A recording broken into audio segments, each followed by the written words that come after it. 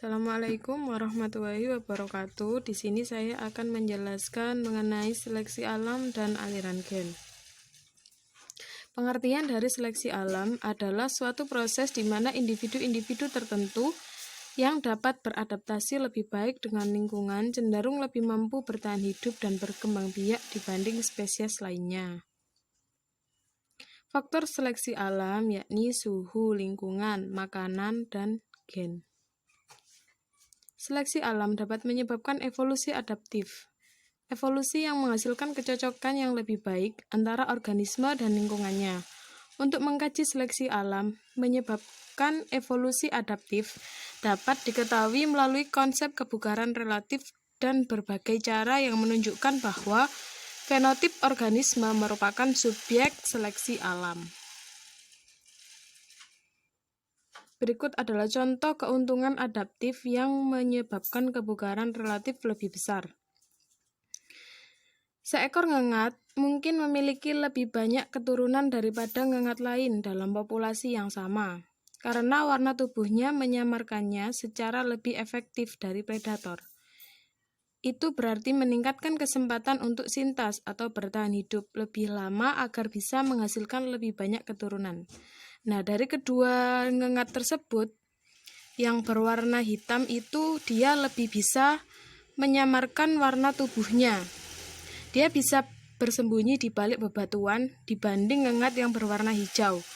Karena ngengat yang berwarna hijau lebih memiliki warna tubuh yang lebih terang, maka predator bisa menemukan ngengat tersebut. Jadi ngengat yang lebih hijau, yang berwarna hijau itu dia akan terseleksi oleh alam. Di sini ada pengaruh seleksi alam. Yang pertama ada seleksi direksional.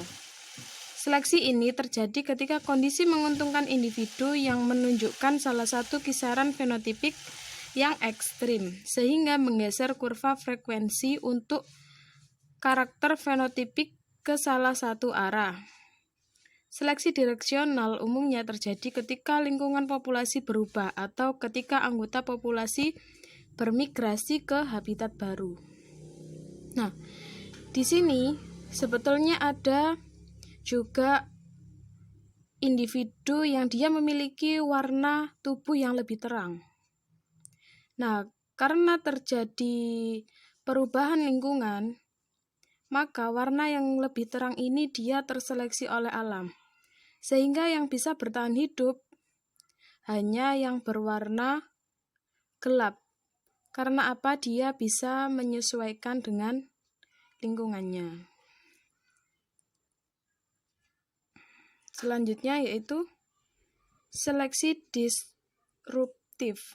Terjadi ketika kondisi menguntungkan individu pada kedua kisaran fenotipik yang ekstrim daripada individu yang fenotip intermediate. Nah, dari kurva ini menunjukkan individu-individu yang ekstrim. Ini yang berwarna terang dan ini yang berwarna gelap. Nah, kemudian di sini di tengah-tengah ini terdapat individu yang intermediate. Nah, karena dia tidak bisa menyesuaikan dengan lingkungannya, maka dia terseleksi oleh alam. Nah, untuk yang berwarna terang, dia akan hidup di tempat yang lebih terang. Kemudian yang dia cenderung berwarna gelap, maka dia akan hidup di tempat gelap atau di bebatuan. Nah, untuk yang individu intermediate, ini tidak memiliki tempat. Jadi dia sedikit kebingungan untuk bertahan hidup. Maka dia akan terseleksi oleh alam. Selanjutnya yaitu seleksi penstabilan. Bekerja dengan melawan kedua fenotipik ekstrim dan menguntungkan varian intermediate, seleksi ini mengurangi variasi dan cenderung mempertahankan keberadaan bagi karakter fenotipik tertentu. Nah, di sini yang lebih bertahan hidup itu individu yang intermediate.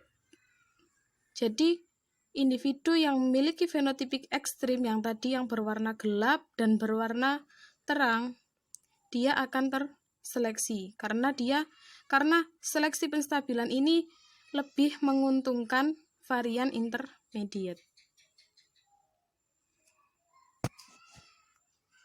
Pertama, peran seleksi alam. Yang pertama ada adaptasi, kemampuan sotong untuk berubah cepat. Rahang ular dan mampu menelan mangsa jauh lebih besar daripada kepala sendiri. Kemudian suatu enzim yang menunjukkan peningkatan fungsi di dalam lingkungan yang dingin. Adanya adaptasi-adaptasi tersebut dapat meningkatkan frekuensi alel yang menambah kesintasan dan reproduksi. Seleksi alam adalah satu-satunya mekanisme evolusi yang secara konsisten menyebabkan evolusi adaptif. Bentuk-bentuk dari seleksi alam yang pertama ada seleksi seksual. Adalah suatu seleksi alam yang di dalamnya terdapat individu-individu dengan karakter terwariskan tertentu yang memiliki kemungkinan lebih besar untuk memperoleh pasangan kawin daripada individu lain. Seleksi seksual menyebabkan dimorfisme seksual, yakni perbedaan mencolok antara kedua jenis kelamin dalam karakteristik seksual sekunder yang tidak berkaitan langsung dengan reproduksi atau kesintasan. Kemudian cara kerja seleksi seksual. Yang pertama ada seleksi intraseksual, berarti seleksi dalam jenis kelamin yang sama. Individu berjenis kelamin sama bersaing secara langsung untuk merebutkan pasangan dari jenis kelamin yang lain. Seleksi intraseksual terjadi di antara para jantan. Contoh gambar di samping yaitu 2 ekor ayam jantan. Dia sedang bertarung dan akan merebutkan si betina. Bertarung untuk memperebutkan si betina. Kemudian yang kedua, seleksi interseksual berarti juga pilihan pasangan. Individu dari salah satu jenis kelamin, biasanya betina, bersifat pemilih dalam menyeleksi pasangannya dari jenis kelamin yang lain. Jadi, seleksi interseksual ini yang memilih pasangan itu adalah yang betina. Kedua, seleksi penyeimbang. Seleksi terjadi ketika seleksi alam mempertahankan 2 atau lebih bentuk dalam suatu populasi. Tipe seleksi ini mencakup keuntungan heterozigot dan seleksi bergantung frekuensi. Jika fenotip suatu heterozigot merupakan intermediate dari fenotip kedua homozigot, keuntungan heterozigot adalah suatu bentuk seleksi penstabilan. Contoh, heterozigot terlindung dari efek-efek buruk malaria. Seleksi menguntungkan individu heterozigot daripada individu homozigot dominan yang lebih rentan terhadap malaria dan daripada individu homozigot resesif yang menderita anemia sel sabit. Jadi di sini yang mengalami keuntungan adalah yaitu yang heterozigot karena dia terlindung dari efek-efek terburuk malaria. Jadi di sini yang terseleksi adalah yang individu homozigot dominan dan juga individu homozigot resesif. Karena yang individu homozigot dominan itu lebih rentan terhadap malaria. Kemudian yang individu homozigot resesif itu menderita anemia sel sabit. Jadi yang lebih menguntungkan itu adalah yang heterozigot. Ketiga, seleksi bergantung frekuensi. Kebugaran suatu fenotip menurun jika jumlah fenotip yang terlalu banyak dalam suatu populasi.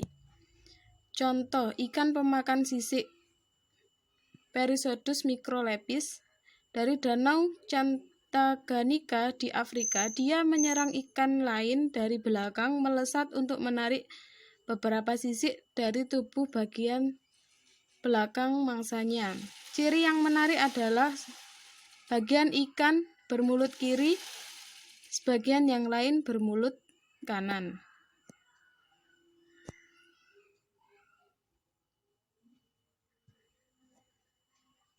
Lanjut ke aliran gen.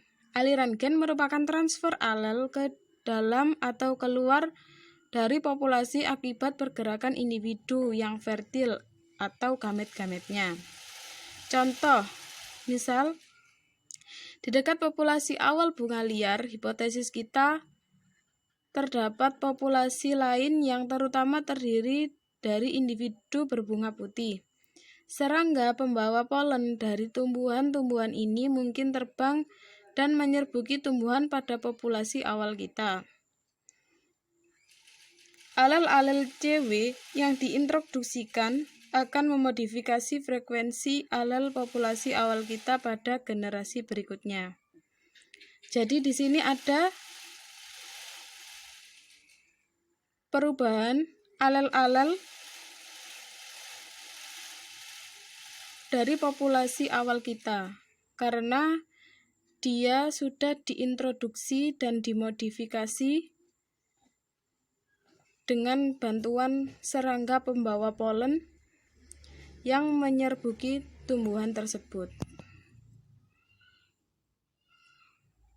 Akibat dari aliran gen yang pertama, karena alel di pertukaran di antara populasi, aliran gen cenderung mengurangi perbedaan genetik di antara populasi-populasi. 2. Aliran gen dapat menyebabkan populasi di sekitarnya menyatu menjadi populasi tunggal dengan satu lungkang gen bersama jika menjadi cukup ekstensif. Dengan satu lungkang gen itu berarti satu kolam gen. Lungkang gen itu yang dimaksudkan adalah kolam gen. Di situ banyak sekali gen-gen bersama jika terjadi cukup ekstensif. Yang ketiga, sewaktu populasi yang bertetangga hidup di dalam lingkungan yang berbeda, alel-alel yang ditransfer oleh aliran gen mungkin menghalangi populasi untuk beradaptasi sepenuhnya dalam lingkungannya. Contoh, populasi rumput Agrostis tenuis yang tumbuh di sebelah tambang tembaga, lahan pertambangan memiliki konsentrasi tembaga yang tinggi, menyebabkan efek toksik pada tumbuhan yang tidak bisa menoleransi. Jika alel-alel untuk menoleransi tembaga ada pada populasi rumput tersebut, alel-alel menguntungkan itu menyebar dan dengan cepat dalam populasi. Akan tetapi, pada lahan di dekat pertambangan yang tidak terkontaminasi tembaga, tumbuhan toleran tembaga bereproduksi dengan payah dibanding dengan tumbuhan yang non-toleran. Namun A. tenuis diserbuki dengan bantuan angin, dan angin dapat meniup polen dari satu populasi ke populasi lain, sehingga memindahkan alel-alel pada proses tersebut. Dengan demikian, alel-alel toleran tembaga ditransfer ke lahan non-pertambangan, sedangkan alel-alel yang tidak toleran terhadap tembaga ditransfer ke lahan pertambangan. Jadi alel yang berada di area pertambangan itu menjadi alel yang toleran terhadap tembaga, sedangkan alel yang berada di luar area pertambangan itu menjadi alel yang non-toleran terhadap tembaga. Nah, polen-polen mereka itu saling bertukar tempat dengan bantuan angin. Tetapi pada kondisi tersebut, polen tersebut tidak bisa tumbuh dengan baik karena mereka sangat sulit untuk bereproduksi. Karena di situ tidak sesuai dengan lingkungan mereka. Jadi, polen-polen tersebut yang saling bertukar tempat itu akan terseleksi oleh alam.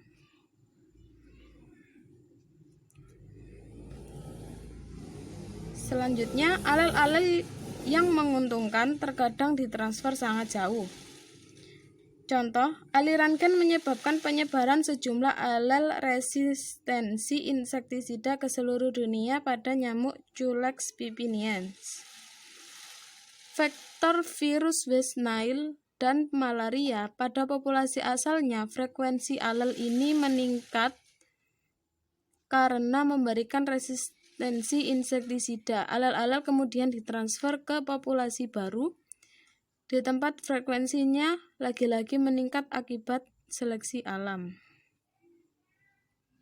Jadi aliran gen seperti halnya mutasi, dapat mengintroduksi alel-alel baru ke dalam suatu populasi. Namun karena aliran gen dapat terjadi apabila laju lebih tinggi daripada mutasi, aliran gen lebih mungkin mengubah frekuensi alel secara langsung daripada mutasi.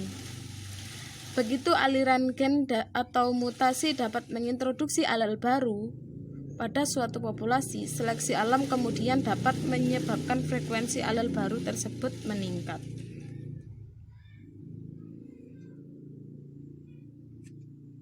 Ini daftar pustakanya. Sekian presentasi dari saya. Mohon maaf apabila ada salah-salah kata. Wassalamualaikum warahmatullahi wabarakatuh.